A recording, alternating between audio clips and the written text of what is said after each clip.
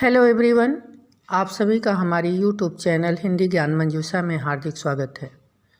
पिछले वीडियो में हमने संस्कृत उपसर्ग और उससे बनने वाले शब्दों का अध्ययन किया था।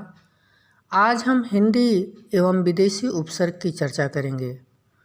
तो आइए देखते हैं कौन कौन से उपसर्ग हैं। तद्भव उपसर्ग मूलतः संस्कृत के तत्सम उपसर्ग से ही विकसित हुए हैं। ये मुख्यतः अभाव, निषेध, संख्या, अच्छाई, बुराई, पूर्णता आदि का अर्थ लिए हैं। इन्हीं को हिंदी उपसर्ग भी कहा जाता है।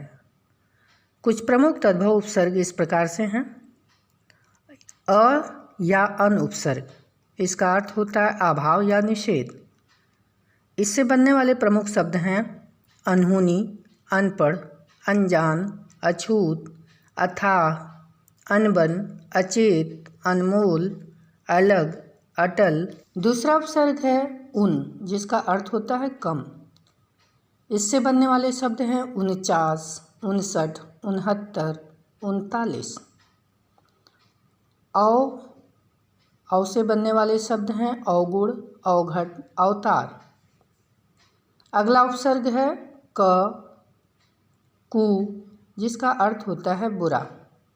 इससे बनने वाले शब्द हैं कपूत, कुचाल, कुढंग, कुलक्षण, कुरूप। अगला उपसर्ग है नी, इसका अर्थ होता है रहित या अभाव।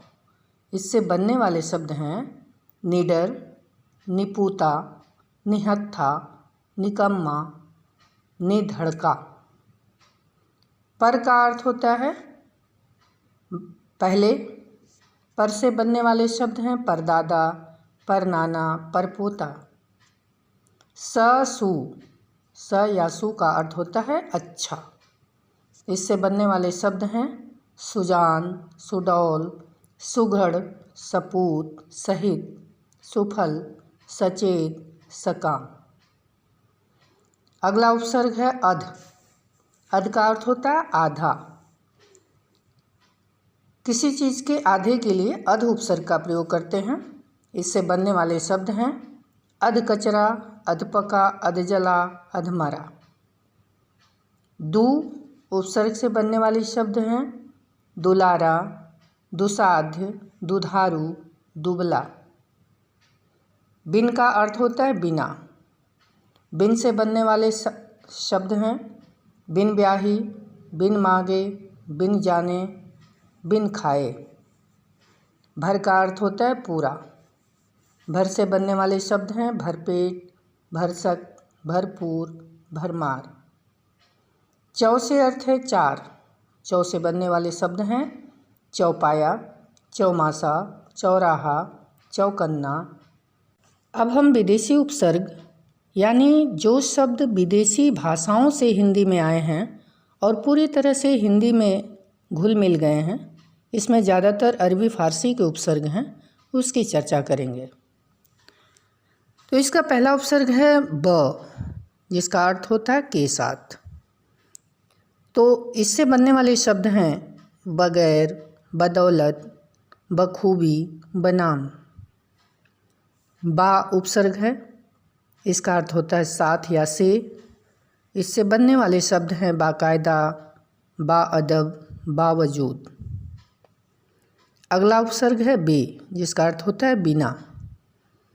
इससे बनने वाले शब्द हैं बेघर, बेहोश, बेसमझ, बेईमान, बेवफा, बेरहम, बेगुनाह, बेअदब, बेखटके, बेदाग, बेबुनियाद, बेइज्जत, बेकसूर।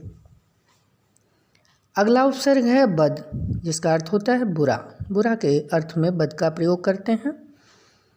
इससे बनने वाले शब्द हैं बदनाम, बदमाश, बदचलन, बदतमीज़, बदसूरत, बदहजमी, बदकिस्मत, बदबू। अगला उपसर्ग है खुश। इसका प्रयोग अच्छा के अर्थ में करते हैं। इससे बनने वाले प्रमुख शब्द हैं खुशकिस्मत, खुशहाल, खुश नसीब, खुश मिजाज, खुश दिल। ना उपसर्ग का प्रयोग अभाव के अर्थ में होता है। इससे बनने वाले शब्द हैं नालायक, नाकाराज, नाराज, नासमझ, ना उम्मीद, ना बालिग, ना पसंद, ना चीज़। गैर उपसर्ग का प्रयोग भिन्नता के अर्थ में करते हैं। इससे बनने वाले शब्द हैं गैर हाजिर, गैर सरकारी, गैर जरूरी, गैर जिम्मेदारी, गैर कानूनी। ला का अर्थ है नहीं या अभाव। इससे बनने वाले शब्द हैं लाजवाब, लाइलाज, लापरवाह, लावारिस, लापता। हम का अर्थ है आपस में या साथ के अर्थ में इसका प्रयोग होता है। इससे बनने वाले प्रमुख शब्द हैं हम उम्र, हम जोली, हम वतन, हम सफ़र, हम नाम, हम शक्ल, हम राह, हम राज। हर का अर्थ है प्रत्येक। इससे बनने वाले शब्द हैं हर वक्त, हर दिन, हर हाल, हर रोज़, हर घड़ी, हर तरफ, हर एक। कम का प्रयोग थोड़े के अर्थ में होता है। इससे बनने वाले शब्द हैं कम समझ, कम वक्त, कम अक्ल, कमज़ोर, कम उम्र। दर में के अर्थ में प्रयोग होता है। इससे बनने वाले शब्द हैं दरगुजर, दरअसल, दरमियान, दरकरार। दरकार। सर का अर्थ है मुख्य। सर से बनने वाला शब्द है सरपंच, सरताज। इसके अलावा कुछ ऐसे शब्द होते हैं जिसमें एक से अधिक उपसर्गों का प्रयोग होता है।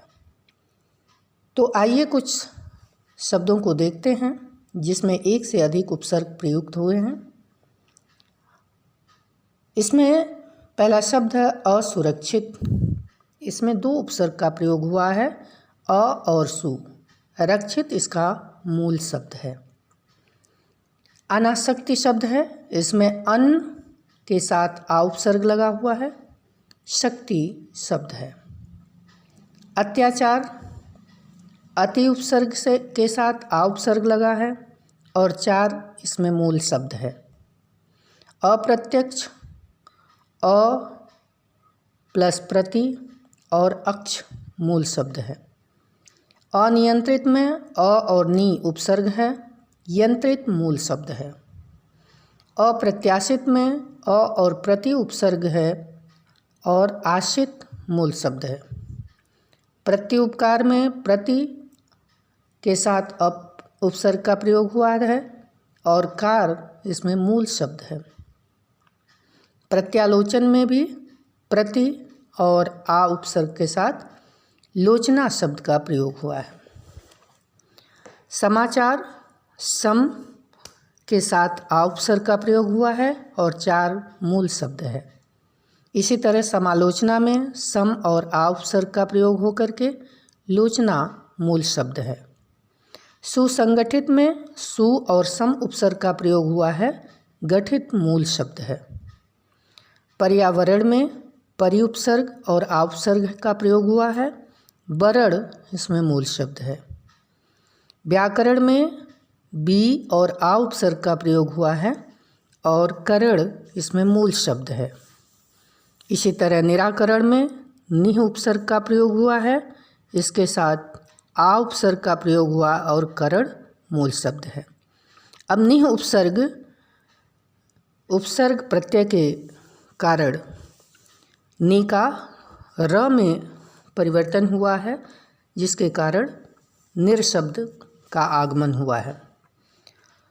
प्रत्याघात प्रति के साथ आ उपसर्ग का प्रयोग हुआ है और घात मूल शब्द है। निराभिमानी निर के साथ अभि उपसर्ग का प्रयोग हुआ है और मानी मूल शब्द है। उपसर्ग संबंधी कुछ तथ्यों को जान लेना अति आवश्यक है। पहला, एक उपसर्ग का एक ही अर्थ में प्रयोग नहीं होता, कभी कभी इसका बिल्कुल विपरीत अर्थ भी प्रदान करता है। जैसे नि उपसर्ग निधन शेद में भी प्रयोग होता है और निधन यम में भी प्रयोग होता है। इसी तरह बी उपसर्ग का विशिष्ट यानी विधन शिष्ट और विधन योग दोनों ही बनता है। दूसरा नियम है तत्सम उपसर्गों में कुछ उपसर्ग ऐसे हैं जो अर्थ तो समान देते हैं किंतु उनके रूप भिन्न होते हैं। जैसे दुर, दुष, दुष, निर, निस, नी, श, ड, त, छ बनने वाले क्रमशः दुर्भाग्य, दुस्साहस, दुष्कर्म, निर्जन, उत्थान, उच्छ्वास शब्द उदाहरण के रूप में जाने जा सकते हैं। तीसरा इसका नियम है कि यह जरूरी नहीं कि तत्सम तद्भव विदेशी उपसर्ग उसी कोट के शब्दों के साथ प्रयोग हों। कभी कभी इनका प्रयोग दूसरे के साथ भी देखा जाता है। जैसे अब तत्सम उपसर्ग है और इसका प्रयोग अपयश में भी होता है और अपजस में भी होता है। इसी प्रकार तद्भव उपसर्ग अनजान में भी प्रयोग होता है और अनवध में भी। अगला इसका नियम है उपसर्ग से युक्त किसी शब्द की व्याकरणिक कोट बदलती है और किसी की नहीं बदलती है। जैसे अनधन पढ़ अनपढ़, अधन ज्ञात अज्ञात, अधन था अथा। यहाँ पढ़ ज्ञात था की व्याकरणिक कोट में अंतर आ गया है, किंतु अनधन होनी अनहोनी, भर धन पूर भरपूर, भर धन मार भरमार की व्याकरणिक कोट में कोई अंतर नहीं आया है। कहने का भाव यह है कि यहाँ पर दोनों ही स्थिति देखी जा सकती है। अब हम उपसर्ग के आधार पर शब्द निर्माण के प्रमुख कौन से निर्देश है इसको जानेंगे। प्रायः जिस प्रकार का शब्द है उसी प्रकार के उपसर्ग उस शब्द के साथ लगाना चाहिए। जैसे तत्सम के साथ तत्सम उपसर्ग, तद्भव के साथ तद्भव उपसर्ग तथा विदेशी शब्द के साथ विदेशी उपसर्ग। जैसे सु तत्सम उपसर्ग है। यह तत्सम शब्द पुत्र के साथ लगकर सुपुत्र बनता है, किंतु पूत जो तद्भव शब्द है इसके साथ सुपूत उचित शब्द नहीं बन पाता। कभी कभी जब कुछ उपसर्ग भाषा में बहुप्रचलित हो जाते हैं या कभी कभी साहित्यकार नए नए प्रयोग करने लगते हैं, तब भिन्न स्रोत के उपसर्ग भिन्न स्रोत के शब्दों के साथ भी प्रयुक्त हो जाते हैं। जैसे बेजोड़, अथाह आदि। अगला इसका नियम है कि एक उपसर्ग एक से अधिक अर्थों में भी प्रयुक्त होते हैं। इसके अलावा संस्कृत के निषेधवाची अन उपसर्ग का रूप हिंदी में अन के रूप में परिवर्तित हो जाता है। जैसे अनदेखा, अनजाना, अनकहा, अनसुनी। उपसर्गों से शब्द बनाना आसान होता है, किंतु उपसर्ग युक्त शब्दों से उपसर्ग और मूल शब्द अलग करना थोड़ा मुश्किल होता है। तो यहाँ पर हम कुछ उपसर्ग युक्त शब्दों को उपसर्ग और मूल शब्द अलग करके अभ्यास करेंगे। जैसे पराजय शब्द है, इसमें परा उपसर्ग है और जय मूल शब्द है। उपसर्ग में उप उपसर्ग और सर्ग मूल शब्द है। अवकाश अव उपसर्ग और काश मूल शब्द है। स्वाधीनता में स्वा उपसर्ग है और आधीनता शब्द है। उपवन में उप उपसर्ग है, वन शब्द है। स्वागत में सु उपसर्ग है, आगत मूल शब्द है। यहाँ पर यड़ संधि काम कर रही है। सु में व का आगमन होकर के स्वागत शब्द बनता है। उद्गम में उद उपसर्ग है, गम मूल शब्द है। सदगति में सद उपसर्ग है, गति मूल शब्द है। सुकर्म में सु उपसर्ग है, कर्म मूल शब्द है। कपूत में क उपसर्ग है और पूत मूल शब्द है। इसी तरह संगम में सम उपसर्ग है और गम मूल शब्द है। दुष्कर्म में दुष उपसर्ग है और कर्म मूल शब्द है। यहाँ पर दुष को हम दु भी लिख सकते हैं क्योंकि यह विसर्ग संधि के तहत हुआ है। अभिमान में अभि उपसर्ग है, मान मूल शब्द है। अध्यक्षता में अधि उपसर्ग है, अक्षता मूल शब्द है। यहाँ पर भी संधि काम कर रही है, ई का यह हो गया है। उपसंहार में उप उपसर्ग है और संहार मूल शब्द है। विजय में बी उपसर्ग है, जय मूल शब्द है। लाचारी में ला उपसर्ग, चारी मूल शब्द है। अभिनय में अभि उपसर्ग है, नय मूल शब्द है। अधिकार में अधि उपसर्ग है, कार मूल शब्द है। अनकहा में अन उपसर्ग है और कहाँ मूल शब्द है। प्रतिकार में प्रति उपसर्ग है और कार मूल शब्द है। उच्चारण में उत उपसर्ग है और चारण मूल शब्द है। अनुसार में अनुपसर्ग और सार मूल शब्द है। प्रतिकूल में प्रति उपसर्ग और कूल मूल शब्द है। निरोग में निह उपसर्ग है और रोग शब्द है। यहाँ पर भी विसर्ग संधि काम की है। प्रयत्न में प्र उपसर्ग है और यत्न मूल शब्द है। दुराचार में दुर उपसर्ग आचार मूल शब्द है। अपयश में अप उपसर्ग और यश मूल शब्द है। अनुराग में अनु उपसर्ग और राग मूल शब्द है। अधमरा में अध उपसर्ग और मरा मूल शब्द है। इस प्रकार से हम अधिक से अधिक शब्दों का अभ्यास करके उपसर्ग और मूल शब्द संबंधी जो कठिनाइयाँ हैं उसे हम दूर कर सकते हैं।